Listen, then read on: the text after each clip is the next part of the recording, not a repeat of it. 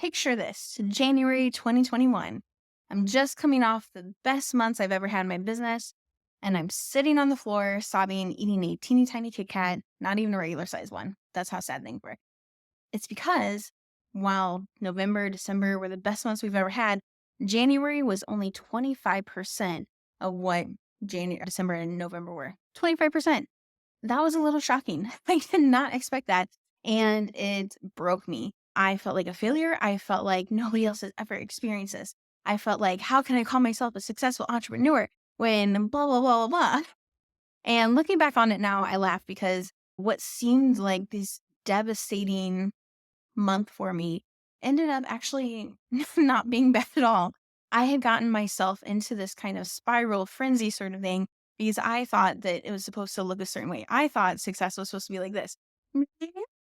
And because my November and December were here, November, December, I thought January, March, April, and I would just keep on going on this trajectory. The problem is business doesn't work like that. And neither does life. There are like a lot more ups and downs and weird turns and everything like that. The other problem was that I was forcing myself into this box, forcing myself to sell stuff that I actually didn't want to be selling anymore. Now, it's not because it was bad. Anything that we put out, I feel really good about before I put it out. Otherwise, I'm not going to put it out. But it's just the container of it wasn't really something I wanted to be doing anymore. And I had known that for a while. I knew it in my chest, my heart. I knew it in my gut. I knew it in my head. And yet I was still doing it because I felt like I should. It was one of those offers that it was a really great price point. We had really great margins on it. By all accounts and measures, we should be selling this thing like hotcakes and be excited to sell it like hotcakes because it is such a good offer for others, but also such a good profit margin for us. And yet, I did not want to be doing it. So I continued to try to force myself, but then I got into these sales calls where everything seemed hard and weird and I was awkward and I was like, what is going on? It's like I had lost something that I had before. And I thought there's something wrong with me. But the truth of it was there's not actually anything wrong with me. I just didn't want to be doing this. And I used to think of this as self-sabotage. Me, my body, my mind, etc., sabotaging my future success. Maybe I thought I couldn't be successful or I didn't deserve to be or something like that. But I think the truth of it is that it was self-alignment. In other words, instead of continuing on a path that I didn't want to be on, even though I wasn't quite ready to admit it yet, I was already self-aligning with what I actually wanted to be doing. Now, for me, there's a lot of things that I do that I love doing. I've tried a lot of different offers because I want to be doing offers that I love. I know that life is shorter than we think sometimes. And so I don't want to be spending time doing things that don't light me up. And so that's one of the reasons actually that we transitioned to most of my time being spent on content creation, most of my time being spent on AI Copy Club is because I love the containers that are one to many. I love where I feel like I get to make a big impact on people. But I used to feel bad about that. I used to feel bad about that because I had people in my life that would say, oh, Brittany just wants attention. And maybe that's true. I don't know. But it also is one of the things that makes me somebody that can lead people, somebody that can have an impact on hundreds, thousands, hopefully millions, is that willingness to be in front, that willingness to have that attention. Not everybody wants to do that, and that's okay. I realized this when I was at a retreat and somebody next to me was like, I would really just like to have 4 or 5 clients that I love working with, that I work with all the time. To me, that sounds like a freaking nightmare. And I love my clients. I have great clients, amazing clients. And yet the thought of working with only a few clients does not excite me. It excites me to work with a lot of people that just sounds a lot more fun to me than just having a few. Just having a few clients sounds not only unstable, which is having stability is really important to me, but it also feels boring. You get really good at it and then, but with having multiple things or multiple one-to-many kind of offers, I love that I'm always feeling challenged. I'm always feeling like, how can I make it great for this person too? And oh, this person too that just came in that has a totally different business. And so one of the best pieces of advice I can give to people when they're trying to figure out what offers to make is try a bunch of different things. Get rid of what you like, or sorry, get rid of what you don't like, and then keep what you like. That's advice number 1. And then the other thing that people ask me is, okay, how did you get out of that situation? How did you get out of that place where you felt like you were spiraling, where nothing was clicking, where you felt like you couldn't make any sales? How did you get out of that place and into the place that you are now. And the way that I did it was by not keeping it inside.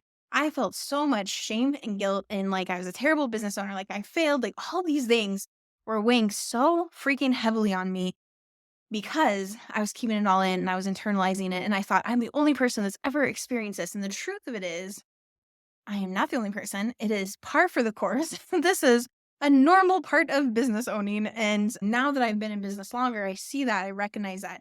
One of the best pieces of advice that I got regarding this was from my friend Nick Pavlidis, who runs, pardon me, Authority Ghostwriting, Ghostwriter School, and he's one of the head honchos over at Morgan James Publishing. And he said, "Oh, you're in year one, right?" Because I had a different business before, I freelanced before, but as far as that particular brand, yes, it was in year one. And I was just going into year two, like January was the beginning of year two. I said, "Yeah." And he's like, "Oh, that's totally normal." That's exactly where I see people going. And he's been in business long enough to see those cycles, to see those processes. And when I was able to zoom back out and not feel like it was so personal, I was able to see those too. He also asked me a very interesting question. He said, if you could make as much money as you wanted, let's say you already had all the money, would you continue with this particular offer?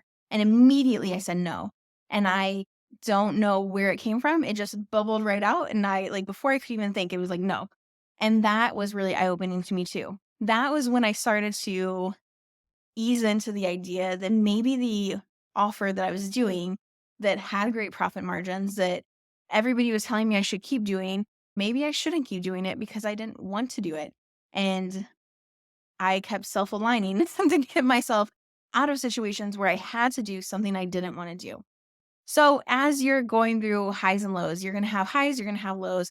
During the highs, even it out. So instead of thinking, all right, I'm at high, I'm going to make all these hiring decisions, I'm going to bring in all this new software. Instead of doing that, save some back because there's going to be a time where you're also at a lull.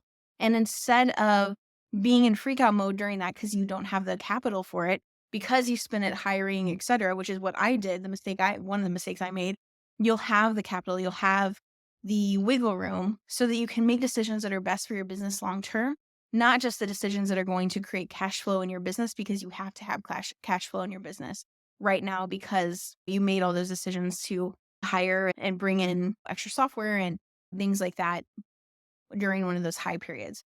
And I say that in love and from experience because if I could go back now, I would have saved more from November and December so that things were more even and I could make better decisions instead of here's what I need right now. It could be here's what I need this quarter or this year instead of here's what I need today.